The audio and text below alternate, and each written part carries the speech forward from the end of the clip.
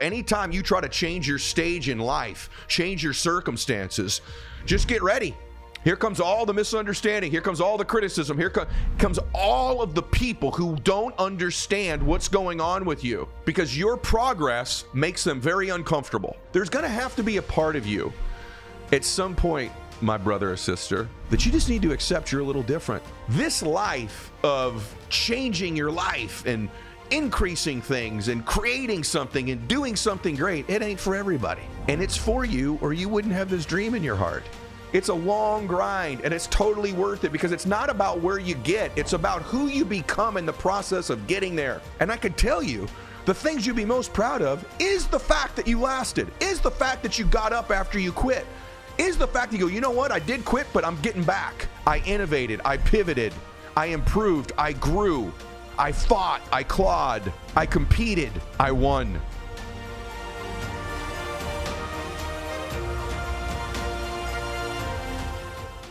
All right, welcome back to the show, everybody. So excited that you've chosen to spend another week with me here.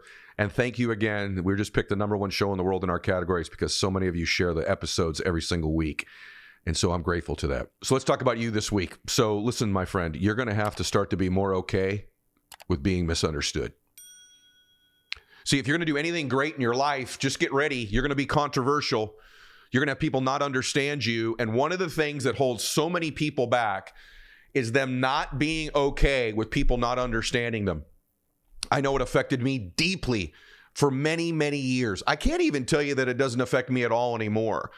But this idea that you're going to do something great with your life, which is what you want to do, that's why you're listening to me today, and that you're not going to have a bunch of people misunderstand you, frankly, take shots at you, and you're going to be controversial. Anytime you try to change your stage in life, change your circumstances, just get ready. Here comes all the misunderstanding. Here comes all the criticism. Here comes all of the people who don't understand what's going on with you. And remember this saying, the only difference between steam and ice is the state of vibration. And why do I say that to you up front? Because when you start to get criticism, it's either going to change this ice where it gets colder and colder, or it's going to turn to steam because you heat up. You've got to use the criticism you're getting and the fact that you're misunderstood, and oftentimes being misunderstood by the people closest to you, as fuel, as steam that heats you up to get after it, to maybe prove them wrong, or at least prove you right. Or if anything in your life is to just say, you will not steal my dream. More people lose their dream to what I call dream stealers than any other thing. It's not failure. It's not setbacks. It's not adversity. It's dream stealers. It's the people around you who still think small, who are trying to get you to conform to their thinking. They're trying to project onto you their small worldview.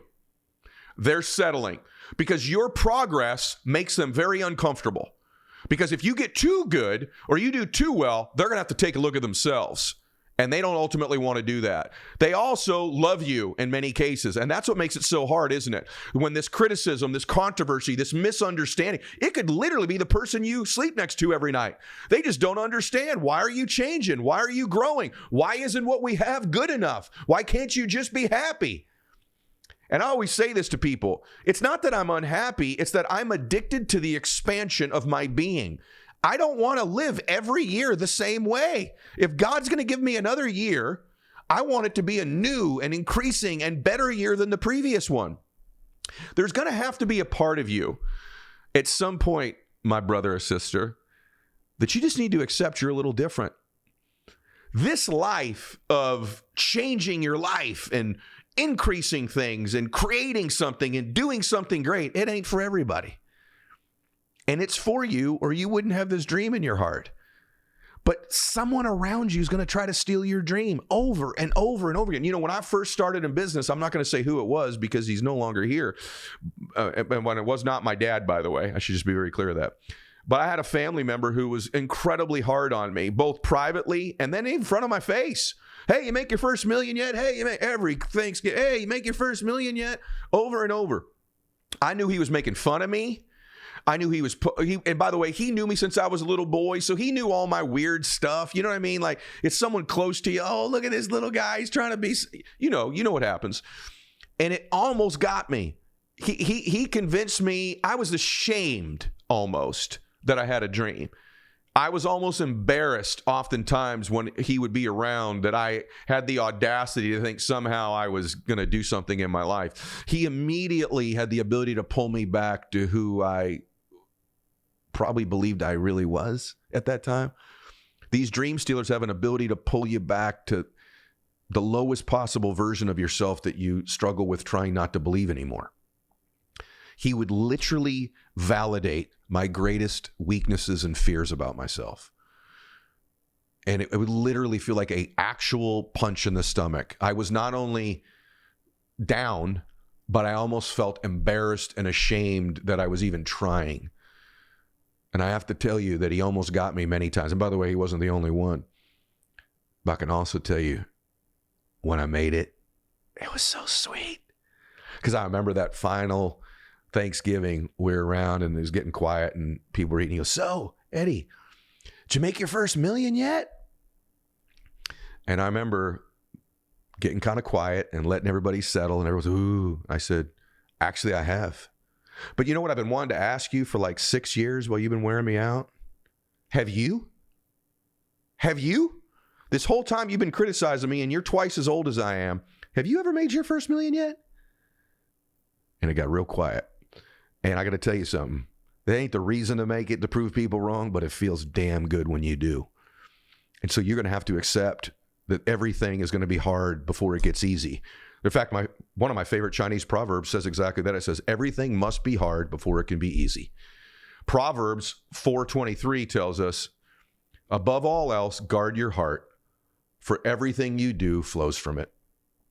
I got to tell you something. You're going to have to protect your heart. You're going to have to guard your beliefs. Remember this, success is going to be harder than you think it is. There's going to be more criticism and haters, and you're going to be more controversial and more misunderstood than you think. And it's probably going to take longer than you think. And with all of that being said, I can tell you it's more worth it than you think. To do something great with your life, to say, man, I did it. I overcame it, is one of the greatest feelings you'll ever have in your life. And I can tell you why I think that is.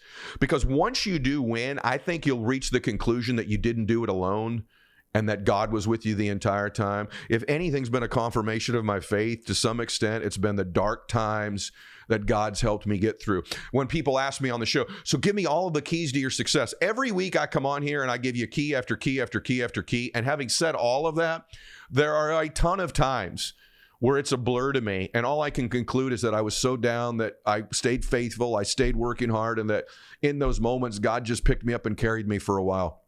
And then I'd wake up again and he'd put me back down in a little bit better place. So of all the things I tell you, keys this, communication that, mindset this, think that, do this, routine, all of those things, it would never have been done without God and his favor and his blessing, his comfort, his supernatural understanding in my life. This message is sponsored by Greenlight. So you've probably been thinking about 2025 for quite a while now, for everything you want to do, like deciding where to take the kids on vacation, everything you have to do, like figuring out your budget for the new year, all of that stuff. I have to tell you, this year, I think you need Greenlight in your life, especially if you have a family. Look, looking ahead for your family as your kids get older, it's important to teach them important life skills. One thing you don't get out of school is how to solve problems and how to deal with money. Some of the most important things in the world we don't teach in school. Financial literacy is one of the most popular topics on this show with adults because they didn't learn it as kids. And that's where Greenlight comes in. Greenlight is a debit card and money app made for families that lets kids learn how to save, invest, and spend wisely. Greenlight's the easiest and convenient way for parents to raise financially smart kids and for families to navigate life together. And that's why millions of parents all around the world are already using Greenlight. So start your risk-free Greenlight trial today at greenlight.com/ed. That's greenlight.com/ed to get started. Greenlight.com/ed. The other thing that's really hard to do, but you almost can do and you need to do, is to actually pray for those that criticize you. Pray for them. Pray for them because they think so small and they are so down on themselves that they've decided to take shots at you. And I know that sometimes it's the person that lays next to you, and they aren't trying to take shots at you. They're legitimately worried about you. You know, one thing I discovered when you're in a relationship with somebody, and I'm not talking about it could be your friends as well, but one of the reasons that they're trying to pull you back is, A, you're making them look at themselves. So they're going to project their small thoughts, small thinking onto you because it makes them uncomfortable about themselves. But here's the other thing. To some extent, deep, deep, deep down, they think you're leaving them. That as you begin to leave this former version of you and you grow and change, that you're going to leave them. And their greatest fear is that that's going to happen as your significant other or as your friend. She's going to leave. She's going to leave. She's going to become so successful and change so much that she's not going to want me anymore, or he's not going to want me anymore. That could be your friends, or that could be your significant other. And so know that that's actually, in my opinion, the place that it comes from most of the time is fear. Anytime someone's acting out angry or mean, it's usually coming from fear. And so you got to ask yourself, what are they really afraid of? At the real root, if we get to the real bottom of it, what is this critic afraid of? They're either afraid that your light shining bright is going to somehow shine on them and people are going to notice the shadow that they're living in, the small place they're living in, or they're afraid you're leaving. And so if you can begin to pray for them almost, it'll flip the script. Luke 6 verse 28 says, Jesus says to bless those who curse you, pray for those who hurt you. And that's not an easy thing to do, but I recommend you do it. And you got to be ready for it. In fact, if you don't have any critics right now, if you're not controversial at all, if you don't have any haters, if you don't have anybody putting you down or trying to pull you back or wondering what the heck's going on with you as you change, you're probably not doing anything great in your life. In fact, it's one of the leading indicators you're doing something. You're doing something right. You got some critics. You're controversial. I could tell you this. And by the way, it doesn't end. Then once you make it, they'll have other, oh, you've changed. It doesn't end. So at some point, you have to decide you're okay with being misunderstood. You can't constantly be. For me, there's one rule in my life. When someone's wondering what I'm doing, I'll explain it to you once. And then after that, it's not my job you don't understand. You do get one grace. You get one blessing. You get one explanation. But I'm not doing this over and over and over again with you. It takes your energy. It's toxic. It distracts you. To do something great with your life requires laser, obsessive focus. And if you've got to deal with this other person not understanding you, you got to give it to them once. And after that, and I tell them that, listen, I totally understand. It's a fair question. Let me explain this to you. But I want you to listen close because I'm only doing this one time. And let me say this to you also. If this controversial thing takes you off your dream, you were going to lose anyway. Because imagine the real rejection. When you actually lose the account, when something doesn't go well, when an absolute disaster takes place, when a crisis happens over and over and over again, the first time you get slammed to the ground on your dream, or the 18th time, if a critic or being controversial or being misunderstood takes you off your dream, come on. Something else is going to get you anyway. So toughen up. And people ask me often, well, what if that person's the closest person to you? I need their support. You do? You lack so much motivation that you need theirs? I mean, think that one through for a second. It's just sort of this vogue thing to say, how do I get my significant other to support me more? Well, a lot of times the answer to that is win. You got to go win. There's the truth of human beings. They may not share your vision. They may not get it. You may not have their support. And if you need it, you were probably going to lose anyway. Winning is difficult. The difference between winning and losing is so small, it's almost too scary to talk about. It's so small. It's millimeters. It's one move one way or the other. Winning and losing it's tough. And so if not having support is going to get you, what are you going to do when a disaster takes place? Winning at the highest level, you got to be mentally tough, resilient, built for this stuff. And if a critic or a setback or not being understood, that's going to get you? Really? But you want to be a millionaire, but you want to change the world, or you want to change your family tree forever. You got to get a big enough vision that it drowns out the noise of this dum-dum who's criticizing you, doesn't even get it, right? And then you got to last. You know, if you go after something for a year, you might lose. You know, people underestimate what they can do on the long term, and they overestimate what they can do in the short term. You take a 10-year, let's say you just started a business, or you're on a fitness journey or a faith journey, but let's just take the business for a second. You decide, hey, I'm going at 10 years. You understand at the end of 1 year, if 100 people started at the same time as you, 70 of them, 75 have already quit. After 3 years, 90, 95 of them have quit.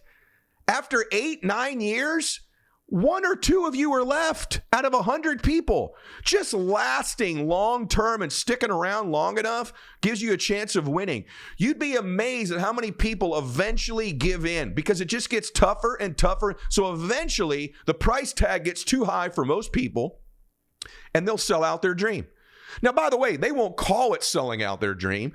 They'll come up with a story that softens the blow. Well, it wasn't for me, or this guy screwed me over, or this happened, or my partner wasn't ethical, or blah, blah, blah. They'll come up with some story as to why they quit on their dream. But someone who really wants it bad, who's going to win, none of that stuff gets them off their dream. So there's no story you could tell, because at the end of it, it's just like, okay, whatever you just said, blah, blah, blah, blah, blah, you quit on your dream.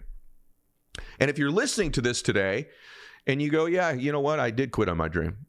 Well, that doesn't have to be permanent. You could use today's episode as a wake-up call and go, you know what? He's right. I need to toughen up. You know what? It's not going to be worth it. Hey, what makes it worth it is how hard it is. What makes it worth it is proving that person wrong. What makes it worth it is you overcame and you grew and you pivoted and you evolved and you innovated and you lasted. It wasn't going to work if it wasn't 10 years anyways. Right? This idea of social media day and age, everything's fast and this, and I made this, and everyone's 23 and in the Caribbean. That's not how life works. It's a long grind, and it's totally worth it because it's not about where you get. It's about who you become in the process of getting there. And when you quit, you'll never meet that person. The hard part of quitting is not just that you lost your dream. That's bad. Worse is you're never going to meet the man or woman you could have been had you pursued it. Because I can tell you, the house, the car, the jet, all of that, it's not what you think it will be, but you need to go get it because it's still pretty good. But it's not what you think it'll be. But what is even way better than you think it will be is who you become in the process of getting there and being proud of you. And I could tell you, the things you'd be most proud of is the fact that you lasted, is the fact that you got up after you quit, is the fact that you go, you know what, I did quit, but I'm getting back. I'm getting back up. I lasted. I'm tough. I'm resilient. I'm mentally tough. I innovated. I pivoted. I improved. I grew. I fought. I clawed. I competed. I won. That's way better than you think it is. It's way better. That beach house you think you want, it ain't the house. It's sitting in the backyard going, man. Remember that when I almost quit? Remember that time I was down for a while? Remember when that person said this? Remember when that controversy? Man, that one would have knocked anybody. Remember when that person stole from me? Remember when that person did this to me? Just so you know, everything you think probably bad will happen, probably will, and worse. And that's what makes it so sweet when you last. This show is sponsored by BetterHelp. Listen, it's the time of year where you want to make the next year one of the great years of your life. One of the things you should probably consider is therapy. Most successful people and happy people that I know are either in therapy or have been in therapy because it helps them get clarity, helps them unwind some things that are holding them back, and it gets them focused on the things that need to move forward. So whether you've got major trauma in your life you need to work through, or just a lack of clarity and focus in your life that you would like to get more clear on things and a sense of direction in your life, therapy is a great way to do it. And that's where BetterHelp is so great for people to learn different things. And that's where BetterHelp comes in. So if you're thinking of starting therapy, give BetterHelp a try. It's entirely online. It's convenient. It's flexible, suited to your schedule. Just fill out a brief questionnaire to get matched with a licensed therapist. You can switch therapists for any time for no additional charge. Find comfort this December with BetterHelp. Visit betterhelp.com/edshow today to get 10% off your first month. That's BetterHelp, HELP.com/edshow. And by the way, this whole thing about people misunderstanding you, let me say this to you. You know who may be at the top of that list eventually as you grow and change, who misunderstands you? You. As a friend, let me say something that happens once we start to get a little bit ahead in life. In the beginning, it's going to be friends and family that misunderstand you. But once you make some progress, you can begin to misunderstand you. Once you get a little bit down the road, you're like, well, wait a minute, this isn't me. This isn't what it was cracked up to be. I don't know that I like. And what happens is you begin to question you. You do. It's very natural. When you're changing and growing and becoming somebody you're unfamiliar with, it's very natural to not understand this person you're becoming. One of the most important things I've ever said on the show, and I put it in the middle of this episode, I hope that you share this. But one of the mind games that happens is you actually make progress once you do, is you misunderstanding you because you're unfamiliar with this new person. And this person who's growing and changing, they're not a finished product yet. So there may actually be some things about you that you like less for a while.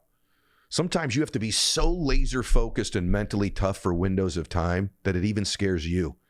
Or you do go, am I too far down this road and leaving the other one? And so this new person you become is so unfamiliar to you that our natural tendency is to want to go back to being the person we were before, or to shrink our dream smaller because that one's easier to get and we could see that one now. But this bigger one, or the one that keeps getting bigger, we don't understand it. We don't understand us. This person we're becoming, we're not familiar with. And so you may for a while become somebody you don't like for a short term. And that's just because you're not familiar with them, or that time requires parts of your personality, parts of you that it won't require once you get there. There's a relentlessness that comes with being successful, a mental toughness, almost a shell you put around yourself to some extent that is unfamiliar for most of us that are not that way right now. And so I do want to tell you as a friend, no one's probably ever said this on any episode. There's part of the journey that costs most people is not the other people who misunderstand them, but it's yourself, because you've actually started to turn into this person you weren't before. And that person's like any adolescent becoming a new person. There's rough edges around them. And you got to give that person some grace and know that there's no way you're going to make your dream come true until you evolve to be the ultimate version of you anyway. But that evolution can be awkward. Think about any teenager you know that goes from being this kind, sweet, young person, and as they grow into adolescence, they change, they're rough around the edges, they experiment, they make mistakes. There's parts of them that are developing, and then hopefully eventually they land on becoming a person that you and they are proud of. As you grow in business, I'm not talking about doing anything unethical. What I'm saying is that there's parts of you that weren't there before that have to develop for you to win. And when those things develop, if you're not familiar with that person and you're not, it can feel like it's not you. And our tendency is to want to go back to who we used to be. You'll always keep your character. You'll always be ethical. You'll always make the right decisions. I'm not talking about those things. I'm saying elements of you evolve. And some of those elements are only short-term to get you through that stage of your life. Accept that. Give yourself grace, knowing that you're becoming the ultimate version of you. Really important thing that I just told you. You may be the one who misunderstands you once you overcome the people closest to you misunderstanding you. There's so many things on your journeys to success. They're going to try to get you to go back or to shrink or to conform or to settle down or to just kind of settle or slow down. And I want you to know that that's part of growth. You're going to have parts of you that you weren't knowing before that you're now meeting for the first time. That person was always there. You're just tapping into them now. And so please don't give in or succumb to the idea of shrinking to please other people. Shrinking so that you're comfortable with yourself. Shrinking you or your dream doesn't serve the world. You were born to do something great, whatever that means to you in your life. This is the real stuff today, everybody. Like, this is the real. You know, the last thing I'll tell you is you got to last.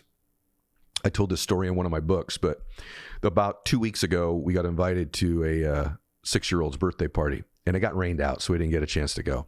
But it made me think about one that we had went to many, many years ago, and I've shared this in my book, but I want to share it with you now as kind of the final story today. This birthday party, they had a piñata for the kids, and the little boy whose birthday party it was, I'll never forget this, they blindfolded him and spun him around. Any of you that's ever been to a piñata party, and they gave him this bat, and he just starts swinging into the air, you know, missing everything. And to some extent, that's such a great analogy for what it's like to start out and pursuing your vision and your dream. You kind of learn a little bit, but you're blindfolded. They give you the baton. You just start swinging, and you're not even close to the target, right? That's kind of like the beginning journey. And so finally, the dad grabbed him and pointed him right at the piñata, and he hit this piñata just over and over and over. And he was getting tired and discouraged because no candy came out. And eventually quit, took his blindfold off and ran over to the swing set. And then they grabbed another little guy, and they put the blindfold on him, gave him the baton, spun him around. He's swinging, missing everything. Then they lined him up, and he hit the piñata for a long time, and no candy came out. And he lost his patience and his, tolerance for it, and he left. Then they gave it to this little girl, and she hit it. So anyway, they went through all the kids, about 7 kids, all of them hitting this piñata, and all of them quit. And then the last little boy, the smallest boy there, the little brother, they gave him the baton and the blindfold, and he went up and hit the baton. One swing, and not even a very powerful swing. And the piñata broke, and all the candy came out, and all the kids came running from all over the playground, and they're all jumping on and getting the candy and celebrating. Yay! Little Jacob had broken open the piñata with one shot. Let me ask you a question. Was it Jacob's shot that broke open that piñata? Or was it the cumulative shots from everybody throughout the entire piñata experience? You know the answer. It was the cumulative shots of hitting that piñata over and over again. Jacob just made the final shot. What was happening was progress was being made breaking down that piñata, but you couldn't see it. It was invisible progress. Nobody could see it. It didn't look like anything was happening. Shot after shot, swing after swing. People getting tired, people quitting, people getting discouraged, all these little kids. But what they didn't know is each one of those shots, even though they couldn't see it, was breaking down the piñata, and they were getting one step closer to all of the candy. But they all quit. And that's what happens for most people in life. That 10 years, people hit the piñata, hit the piñata, hit the piñata, and eventually, because they don't see progress, quit. Not knowing they were making invisible progress. There's something called compound pounding. When you hit something over and over again and pursue it over and over and over again, you are breaking it down. It's compounding of the pounding you're making. It's breaking it down over time, even though you can't see visual evidence of it. And so that's how your dream will be as well. Most people will quit before the candy comes out of their dream, before all of the money comes out, all of the dreams, all of the emotions, all of the relationships, all of the pride. They will quit because they don't see progress on the piñata of their life. And many of them quit one swing away. And so my challenge to you is to last. When everybody quits over those 10 years, they're not understood, then they don't understand themselves, is that you keep swinging because you're making more progress than you think. It may not be visible. You may not see it. Everybody around you may not see it. But every single swing is compound pounding, getting you closer to your dream and your vision of your life. And most human beings, the sad part of their life is they quit before the candy comes out, and they're often quit much closer to the candy than they think they are. My challenge to you is keep swinging away so that your loved ones, your family, even the ones who don't understand you, can celebrate when all the candy comes out, and you can be there for your family and make their dreams come true as well, even though they didn't get it in the beginning. Whether you like it or not, you're the person who's supposed to bring the candy to your family. That's why you got this dream in your heart. That's why you're who you are. You're built for this. Keep swinging and wait till that candy comes out, because it's going to someday. And all these people who don't get it that are around you, they'll come running to celebrate to get their piece of the candy. All right, everybody. God bless you. You're going to share this one. Max out.